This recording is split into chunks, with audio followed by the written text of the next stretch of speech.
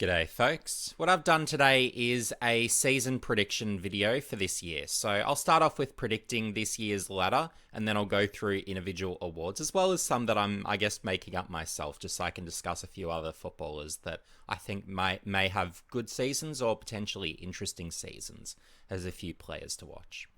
But I'll start off by going team by team through this year's ladder. So on the right, we've got last year's ladder, just as a point of comparison for interest's sake. And then on the left, we've got my ladder prediction for this year. So I'll go through team by team, but I'll be providing you some unique insights and takes potentially around each team that may or may not have been discussed. So we'll have to see if some of my takes are unique. So I guess let's find out. So with Brisbane, why I've got them at the top of the ladder is, on paper, I believe Brisbane to have the AFL's strongest list. It pains me to say that as a Collingwood fan, but in reality, I just have to give credit where credit's due. They've got a phenomenal list, best midfield in the comp, and I'd even say best front half in the comp as well, and their defence is pretty solid too. So there's not a lot of holes there.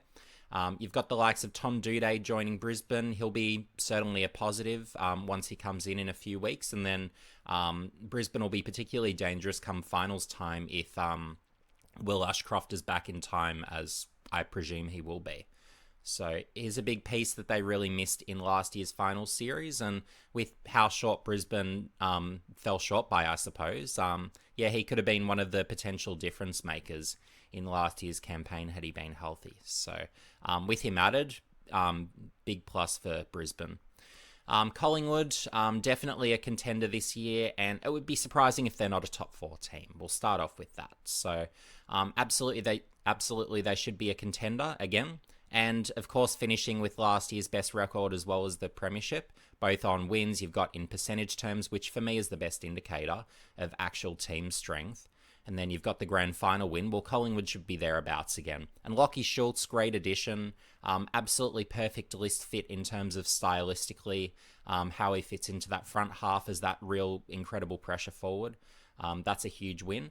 But yeah, if Collingwood are to go back to back, I really think that it will come in large part down to their youth and how they improve. So it'll take the likes of whether it's a Finlay McRae coming through the midfield as that extra classy mid, or maybe it's a Reith McGuinness up forward. It's really going to take a good number of pieces really coming through, because there are those holes in terms of, in particular, the key forward spots. Collingwood are relatively weak, certainly compared to other teams, but we'll have to see how that goes. Of course, in the grand final, Collingwood's edge over Brisbane was really their outside work and their outside options. So we'll see if Brisbane can bridge that gap potentially this year. But I'm sure they'll be playing around with a few things to ensure that they can compete in that regard. But we'll certainly have to see there. But also in terms of the absolute superstar power, if I am to compare the two lists, I would be saying that in terms of the absolute upper end talent, I do slightly prefer Brisbane, if I'm to be honest with you, just in terms of the actual personnel. Melbourne, there might be some people who see them maybe dropping a little bit, but if we look at again the strength of play last year, well, in percentage terms, they were the second strongest last year. But I'm also expecting some major changes to be made by Brisbane in terms of the personnel they're using that should potentially make quite a significant difference. And it will really be up to these individuals to make the difference. So where I'm going with this is, if we look at things, I guess, holistically, Melbourne were basically the best in the comp except for one factor, and that was their delivery to their forwards in the front half. So if they happen to improve that, well, Melbourne would be really the best team in the comp. And I see them really looking to do that this year. And the key will start with Christian Salem through the midfield. I think that move is absolutely key. And if it works out, Melbourne are a top 4 team and a genuine contender again. But if it doesn't, then I think they're outside the top 4, to be honest. So we'll have to see how that goes. But why I suggest he's such a critical ingredient is, well, you've got Clayton Oliver, who obviously does the inside extracting work. You've got Petrarca as that match winner, but you lack that skill. There's not that connection to the forwards to really make the forwards more effective. So I think Salem is one where he can introduce that element of class, ball use, composure through there. But then he's also got the requisite toughness, and he can win his own ball absolute tackling machine. He's got the competitiveness, so, and he was as a junior also a midfielder, so that is certainly a move that he can make, and that certainly Melbourne can make. So we'll have to see how that goes, but I think that's absolutely an essential move, and that's why during the off season I was saying that the likes of a Jack McRae would be an excellent get for Melbourne, just because they're lacking that element of class. But if they can make it work with Salem, well then, they're absolutely all good through there. And the other components as well that I would say that will be helpful towards this real improvement in terms of the movement forward, well, you've got Jack Billings, who is really that sort of half-forward wing, will be a real help in terms of that class, that connection to really those forwards. So we'll have to see how that goes. And you've also got Caleb Windsor as well, who's the other one where, he'll be potentially helpful. He'll have his up and down games. He'll be an inconsistent first year player. Don't have him in my super coach or AFL fantasy team because I do think there's better options, being honest with you. But we'll have to see how much of an impact he can have. But certainly those three will be the potential difference makers for Melbourne.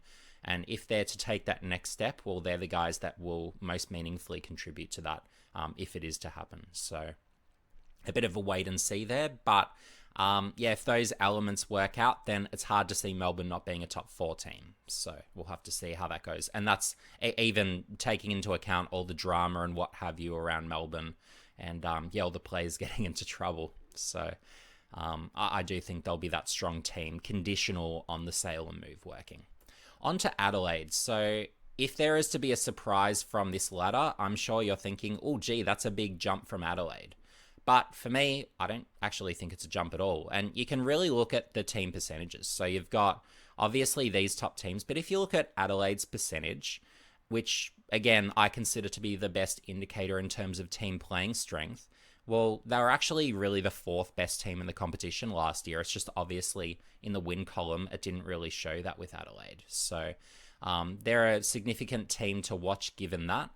But additionally as well, you'll have the likes of a Sam Berry, who hopefully really elevates his game, and a Riley Thilthorpe when he's healthy as a forward who can push through the ruck as well. I think they're two players that might also further help Adelaide's case. And there's a real history as well of teams that finished outside the top 8, making the top 4 the next year. Basically every year, and I can't even recall a year in recent memory where a team hasn't finished in the top 4 that the prior year was an outside top 8 team. Every year seems to be one from outside the 8, making the 4. So, if I was to pick a team, I think that's Adelaide, and that's largely why I've got them 4th. It would really take some major injuries to whether it's Taylor Walker or whoever the case may be to really offset that potential upside. But Adelaide's midfield, if I'm to really look through them deeply, I think their midfield is one of the absolute best and deepest in the comp.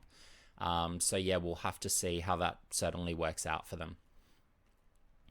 Moving on to Carlton. So, I'm expecting another good season from them, but the only relative hesitation for me is a lot of players this preseason are hurt and do have those sort of injury questions hanging over their heads heading into the season.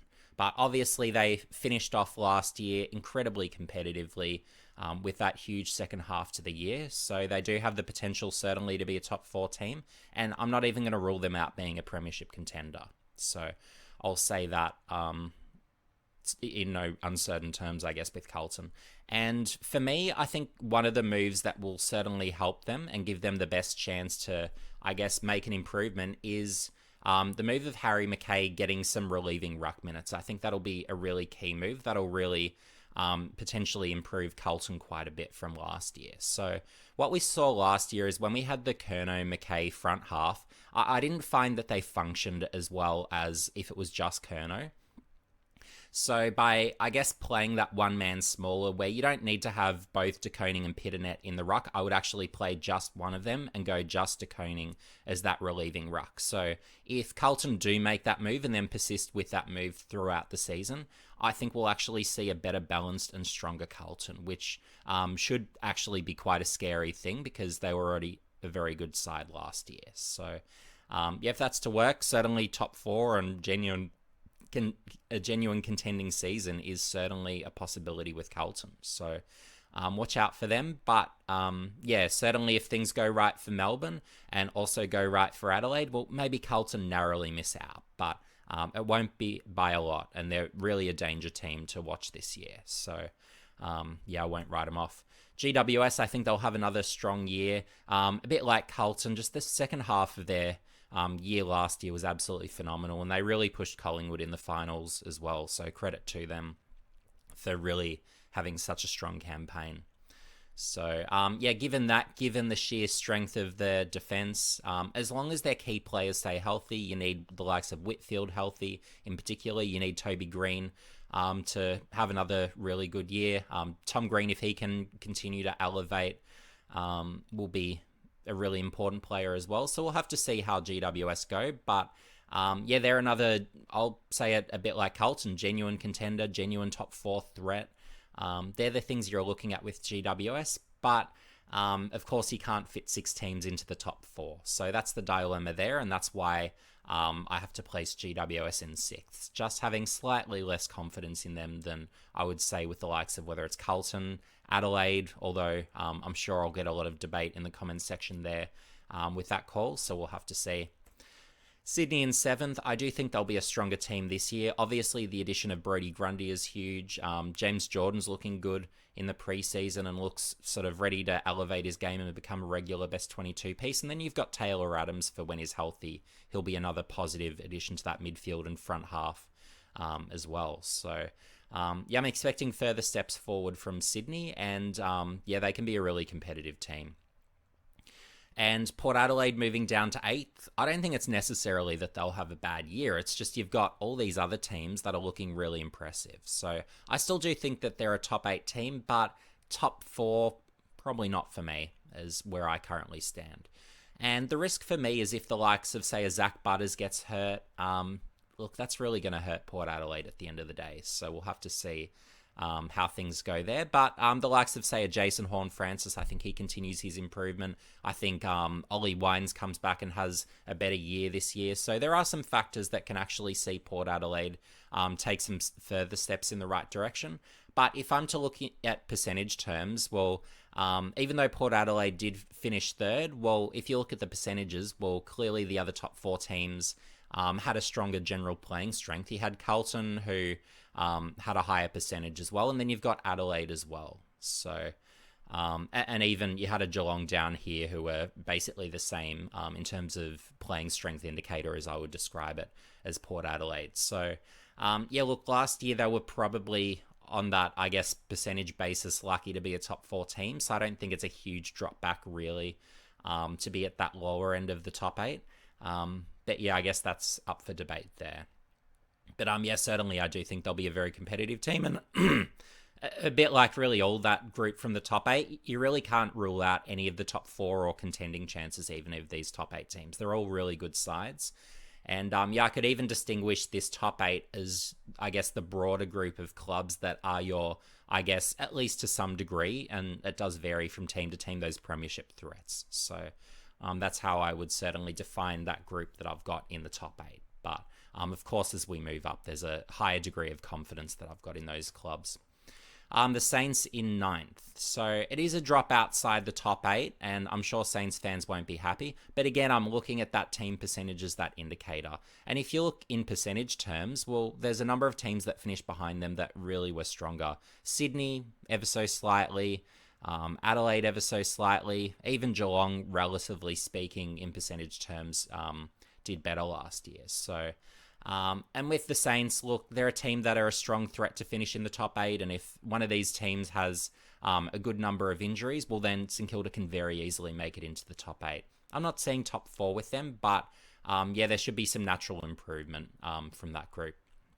So you've got a lot in the way of youth. Philippo and Owens, I think, will keep improving. You've got Darcy Wilson, who looks like he'll become a regular and be a capable addition. You've got Riley Bonner, who's actually looking quite good across halfback for the Saints, and looks like he'll be a fit as well. So I do think that there will be components to improvement with St Kilda's season.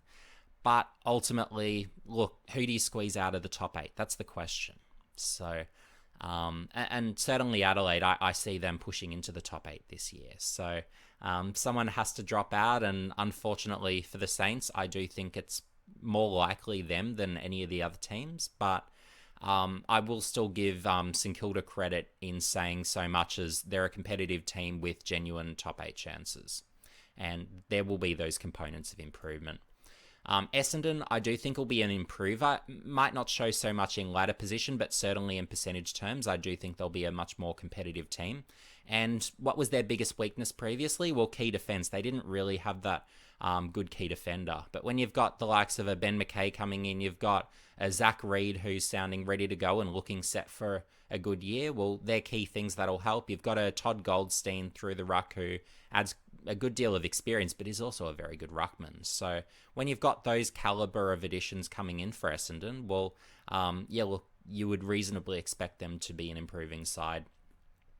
But the question would be, well, are there any top 8 teams that they necessarily kick out of the top 8? I'm not sure at this stage, so we'll really have to see how things go there. And I'll also add Nick Martin in defence as that sort of, I guess, sweeper, a player you really play through, a bit like it, say, how a Nick Dacos has really been used, where you're really looking at him at every possible opportunity. I think that'll be another good move for Essendon. So there's a lot of components with Essendon I feel that will be coming together. But I'm just not sure if they're quite ready to really, I guess, experience that final success. Maybe they make the finals, and if they do, we'll have to see if they can actually win a game. They haven't done that, of course, since 2001. Sorry, Essendon fans, but has to be said.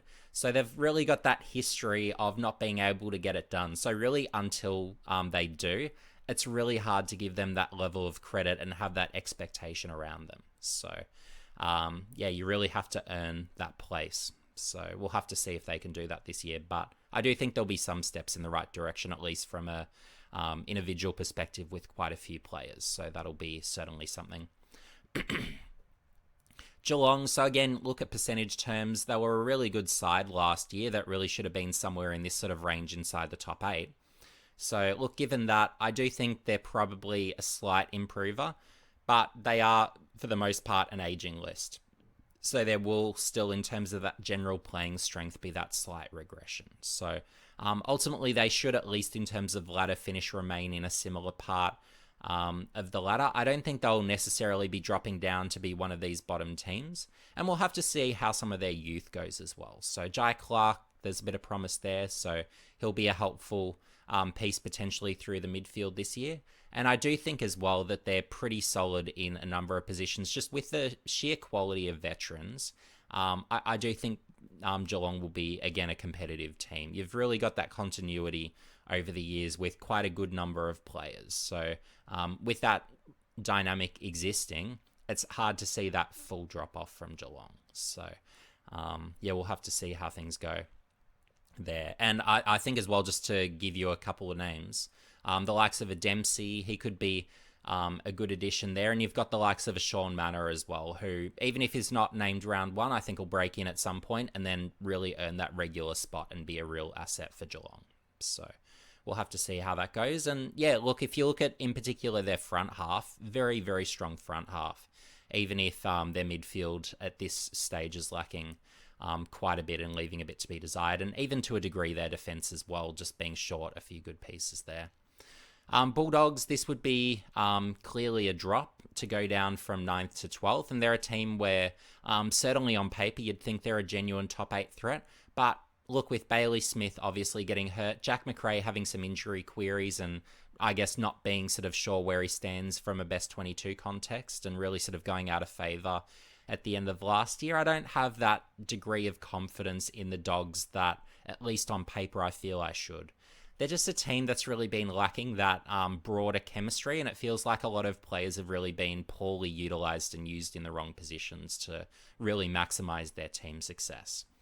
So, I guess hopefully for the Dogs' sake, they can prove me wrong there and really exceed expectations, but I do feel that there is certainly a regression, more likely than not this year, particularly with other teams around them looking more likely to take a few steps forward, and we'll have to see how that goes. But certainly a player to watch is Sam Darcy. I hope to see him become a regular. He's one where, look, as that later developer, he's one where, whether it's this year, maybe it's next year, I think he does have the scope in the long term to be an absolute monster. So we'll have to see how he develops. I've been hearing a lot of talk about him developing as a ruckman. That's a move that I'm not at all keen to see at all from him, where as that younger body, you really want him playing as a key position player, protect his body, particularly as he's still growing and developing, growing into his body. And in terms of where he's actually best suited for the long run, I actually think it's as a key position player. And I like him most as a forward, but you can absolutely use him in defense equally. So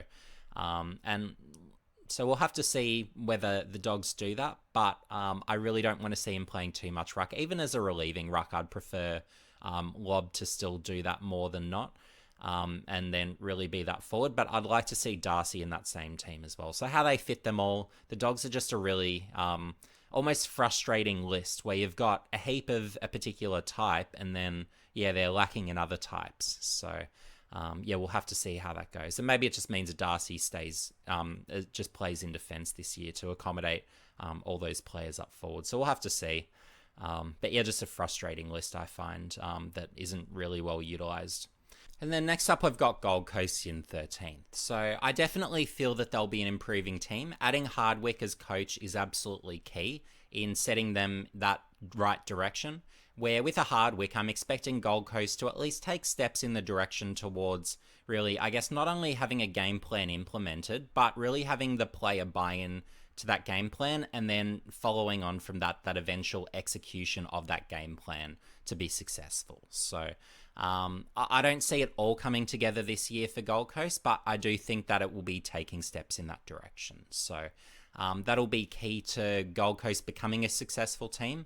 But they're one of those sides where they've never finished inside the top 8. So until they really prove that it's likely or that they've done it, well, you can't really pick them as a top 8 team ultimately. So I do have the Suns where they are. But look, with a good coach in place, with a good deal of youth really developing and really showing signs, there's a lot of promising young players who I think will continue to take steps in the right direction. So...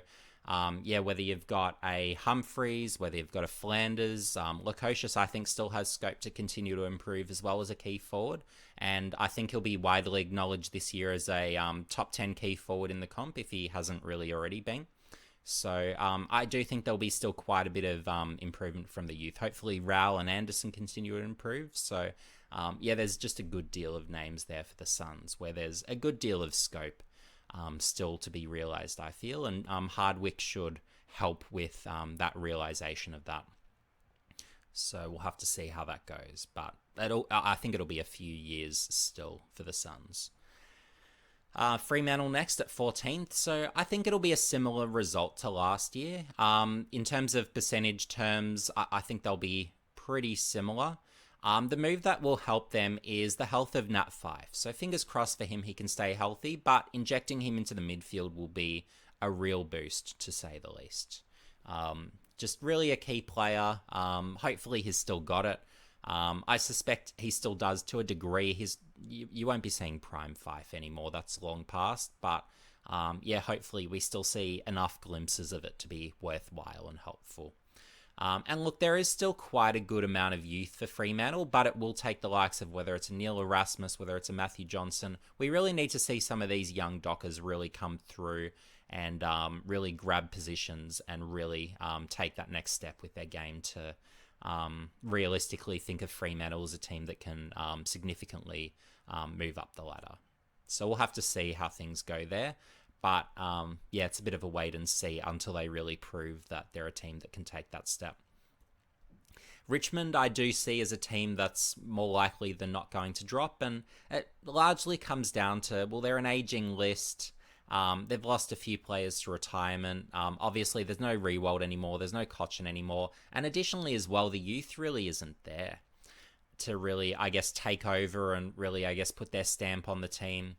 There's just not those star young players, and certainly compared to other teams in a similar list position in terms of the general competitiveness, they just don't have enough of that good youth compared to those other teams. So I'm sure Richmond fans will get on me for that. Feel free to, but look, the young players really have to prove it to really earn, I guess, that acknowledgement to be worthwhile as long-term players. I'm just not seeing those long-term players. And I can even compare them to Hawthorn, who I have at 16th. So in terms of ladder positions, I don't see Hawthorn improving. Their youth, I think, will continue to improve. But compared to a Richmond, there's a good deal more youth. It's just that, they're in a list position where, I just don't think they'll be super competitive yet. And there will be a lot of youth coming through. I think someone like, say, Henry Huswaite has scope to become a best 22 player and be a really good piece as that real genuine first possession winning mid who really distributes effectively by hand. So we'll have to see how that goes. And I think there'll be a few others that really sort of catch on or make incremental improvement for Hawthorn. But coming from a team that had a percentage last year of 80%, well, it's going to take quite a substantial improvement. So you might see a little bit of an improvement in that percentage potentially. There are some holes, and we're seeing the key defense holes. So, Hawthorn will be, for starters, exposed there. But as well as that, they are really relying on significant improvement from their youth. And I'm not expecting the improvement on that degree yet to be able to boost Hawthorn's list positions. So, that's how I see things playing out there. And then North Melbourne and West Coast, I think, will have a repeat of last year in terms of the ladder positions. To compare the two, though, North Melbourne, I do feel in terms of, I guess, the quantity of good youth, there's a good deal more than I'd say of West Coast too. Really only from the last two drafts, I feel, are starting to find some good youth. Really before that, they really had a dry spell where there really wasn't that youth. So with a West Coast, they've got, I would say, more good veterans compared to a North Melbourne. But they're too reliant on those veterans performing to be a competitive team. And I'd say, in addition to that as well, they're a much more shallow team where, like, they might only have 10 players who would be really considered best 22 players for any number of teams. So West Coast are just far too thin and really need to build up their talent pool to be able to become a competitive team in the future. Because they just don't have enough yet. But Harley Reid will be good. Hopefully he can play across half back, but with, of course, midfield injuries. He's having to play midfield at the moment, but hopefully he doesn't have to for the year, because I think in terms of best positions, he's actually probably better suited, certainly at this point, across half back. And if West Coast was a better team, I'd say you could even put him forward and he could impact games, but I don't think there'll be enough ball going forward. So, hopefully he can play a lot in defence. But with the North Melbourne, we'll have to see how they develop. McKercher, I think, will have a good year. Their defence is very thin. I'd say of West Coast, it's their midfield that's absolutely atrocious. But with North Melbourne, their defence is very thin. And you've got Zeeble retiring. You've obviously had McKay leave. So, it's not looking too good. Hall's obviously gone as well. So, it'll be a lot of fresh faces. And I guess without having that experience and seasons together, where you've got a Fisher coming in, obviously McKercher I think Fisher will have a good year as well. It's just really going to take a good amount of time for them to gel as a unit. You might have a Toby Pink, let's say, at fullback. So it's just too many new pieces that haven't had that time together. So it will be a process for North Melbourne. And if they finish anywhere outside of that bottom two, they've had an incredibly good year. But as with West Coast, it's very much for North Melbourne a case of it's all about developing the youth. So, I hope you enjoyed that part of this predictions. Just, I guess, giving that insight into the teams. If you've got any questions on any of the teams or anything you want to, I guess, bite back at, feel free. I'm always up for the discussion. That's what I'm all about ultimately when talking footy. Here are my actual team predictions and individual player predictions. So going just beyond the ladder. So Premier, I do have Brisbane winning it all, and they came incredibly close last year, of course. But if they've got the likes of Duday healthy, if they've got the likes of Will Ashcroft back for finals, and if they've got a pretty healthy list, I do think just with their sheer strength of quality on that list, they're probably, if I had to pick a Premier, the most likely. Collingwood, I don't think will be far behind, and I've got them for runner-up, and I guess the most probable other grand finalists. But of course, there are quite a number of teams that are well and truly in the mix. So minor Premier, I had Brisbane. Most improved, I'm going Adelaide, and I'm not talking in terms of playing strength, because they're already playing like basically a top 4 team if you look at their percentage here. But just in terms of the sheer move up in the ladder, where if you go from 10th up to 4th, well, obviously that's the most substantial move. If I'm actually to talk in terms of playing strength, and it won't be indicated in terms of ladder position, but Essendon going from a sub 90 percentage here, I think they're probably around that 100% range potentially. So I do think their ladder percentage will possibly rise the most. So it could be a 10 to 15% increase. And I do think a good part of it will be the personnel that they've added over the offseason, as well as a few other younger pieces potentially coming through. But yeah, most people will judge the amount of ladder positions that you've risen as, I guess, how much you've improved as a team.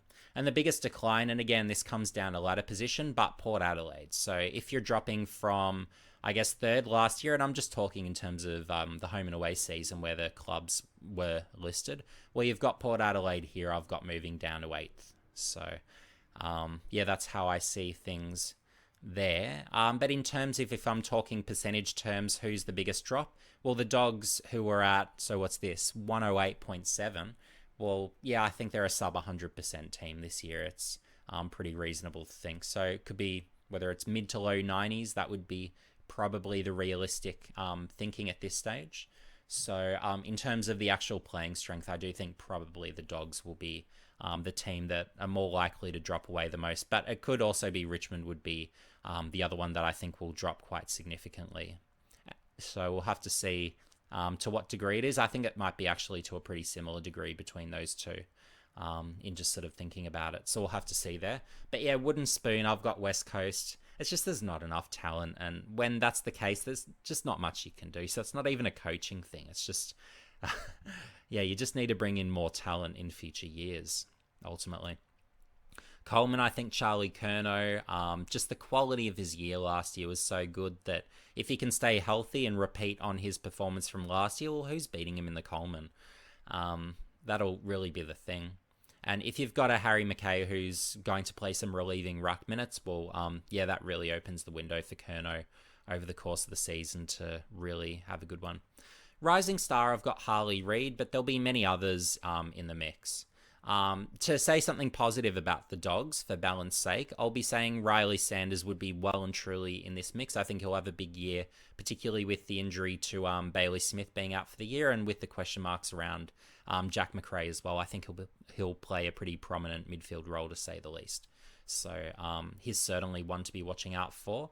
And as well as that, so you've got Colby McKercher. I'm just going for a few names top of mind. But yeah, McKercher as well, genuine contender as well. So certainly of those from last year's draft, I do think they're probably the most probable to finish quite high in the standings. And I'd have to see from other years, other drafts who would still be Rising Star eligible. But look, Harley Reid, particularly if he gets those minutes behind the ball, I do think is more likely than not the Rising Star. Because in terms of impact, I don't think he's necessarily racking it up as much as, say, a Riley Sanders. I think if you're looking, say, Supercoach and AFL fantasy scoring, I think a Sanders finds a lot more of it. But with a Harley Reid, he's a genuine match winner and really has those, I guess, that greater frequency of really heavily influential moments. So for that reason, assuming he's well utilised, well looked after, Harley Reid is probably the player to beat. But no certainties, and it will be quite a wide open race, is my view. Brownlow, I'm going Nick Dacos, and the reason being is, and it sounds weird to say for a premiere, but if I was to ask who is Collingwood's second best player, it's really hard to say, and you're not necessarily going to stumble upon someone who's necessarily a Brownlow contender. So is it a Moore? Is it a De Goey?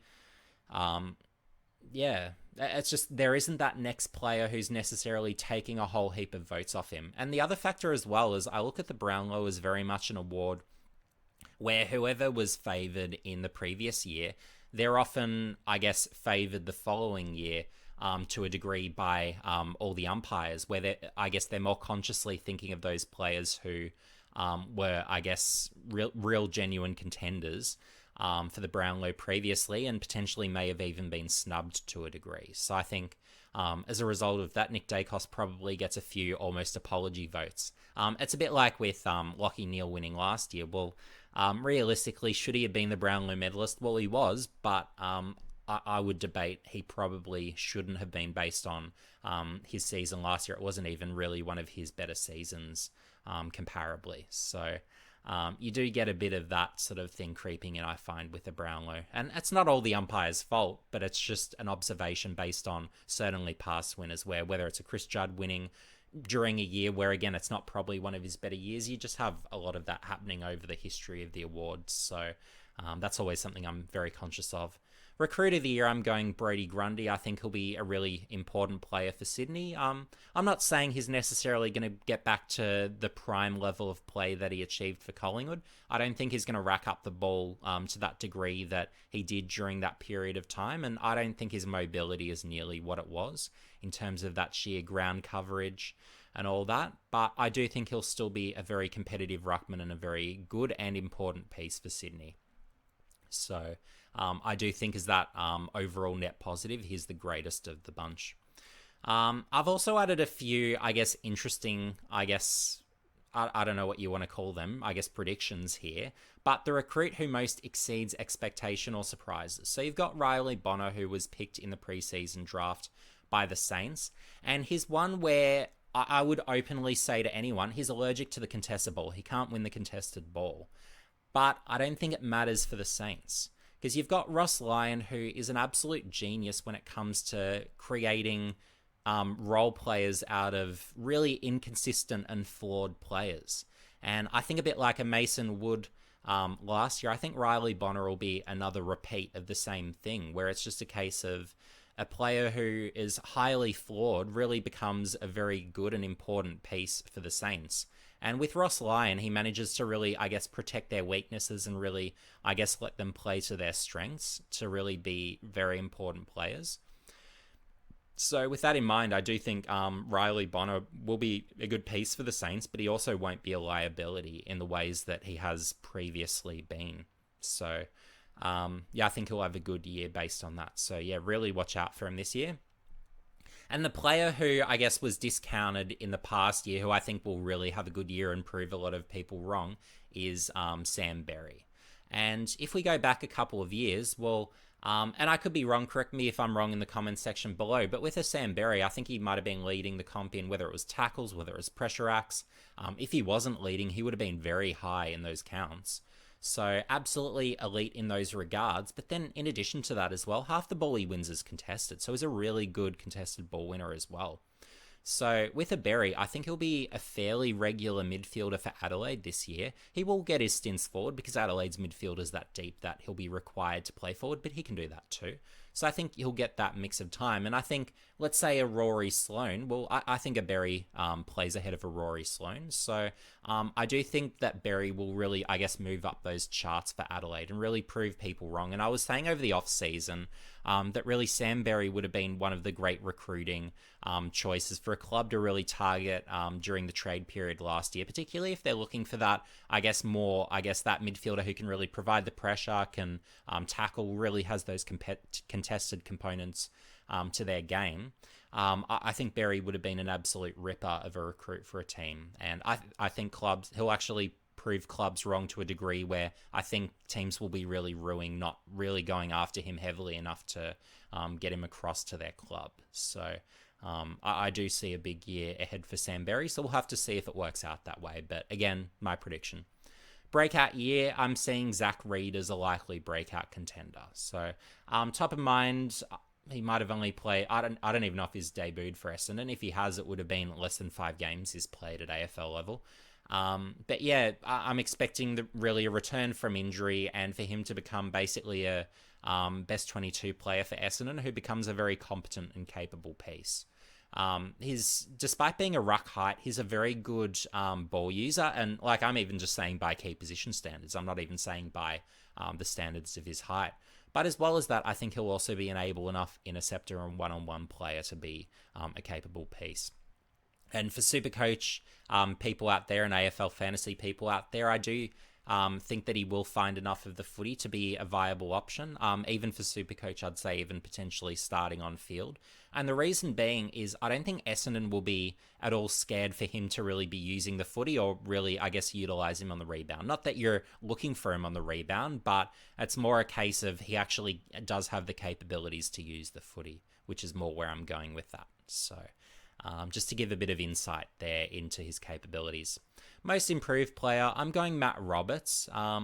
He's one where we'll have to see, of course, whether he manages it. But from all reports, he's done every pre-season session. He's one of those where he's got the capabilities to play, whether it's mid, forward, back. Sounds like he probably starts off across half back this year, but I do think that there's a good chance for him to establish himself. So we'll have to see how that goes. The one weakness for me with Roberts has always really been the decision making under pressure. But if he manages to sort that out, he's actually a really good footballer. So very strong contested ball winner, really competitive, but he's also actually quite a long and penetrating kick when he's got the time and space to do something with it. So we'll have to see, I guess, where he ends up settling for Sydney, but he's certainly one of the potential breakout players to watch. So we'll have to see whether he can, I guess, become that regular. And I would happily put in someone like, let's say, a Henry Hustwaite ahead of Roberts as someone who probably even has a better season, but with a Hustwaite, I don't think he's even played yet. So I wanted to go with someone where they've been in the system for not just like the 1 year and then they're getting their opportunity. With Roberts, at least, he's been there for a couple of years, and I do think he's got that scope to potentially become that regular player. So we'll have to see how that goes and whether he can prove me right. And so I guess the difference-making potential moves. So I've got Christian Salem, and I think it'll be one of those real season-defining moves potentially for Melbourne. So if he can become that regular midfield alongside Oliver and Petrarca, I think that Melbourne midfield will really look a lot more complete. And you will get more of that component of being able to hit the forward 50 targets, as well as having your Billings, certainly as well, who really adds that element of class as well. But particularly through the centre square, I really want to see Salem become that regular through there. And if that happens, if Melbourne persist with it, I think Melbourne are going to be a very dangerous team. So I'm not ruling them out from anything this year. I think they can have a very good and surprising year. So yeah, we'll have to see how that goes. Surprise All-Australian selection, and for those that really watched him closely last year, it really shouldn't be a surprise, but he's not necessarily that household name that a lot of people would think of. And with a Mitch Owens, just as that forward, and he can push up through the midfield as well, and with his contested capabilities, I think we eventually do see more of that. I think probably as more of a forward, or at least listed as a forward, I suppose, for All-Australian purposes, you'll have Owens as an All-Australian. Where when you've got an all-round player who, as a forward, not only hits the scoreboard, but wins it contested, strong overhead, has all the tricks, can go through the midfield, and really being that year-on-year type improver who's really improved rapidly, certainly since joining the AFL, but I'd even say of his draft year as well, as that sort of taller mid, more at that stage, who had that versatility to play across a lot of positions. Well, yeah, I do think that there'll be quite a bit of improvement still in Owens. So, really watch out for him this year. And Coach of the Year, I'm going Matthew Nicks, and the reason's pretty obvious. So, if you've got Adelaide jumping from outside the 8 into the top 4, well, I'm pretty sure that'll be a pretty consensus call. And I don't even think it'll necessarily be a case of Nicks has done anything particularly amazing specifically this year. It's more just a case of Adelaide were incredibly unlucky last year with such an incredible playing strength to actually miss the top 8. That's really the thing that I find quite remarkable with Adelaide. So, I think they do take that step this year, and we'll have to see how that goes. But anyway, they're my predictions for the 2024 AFL season.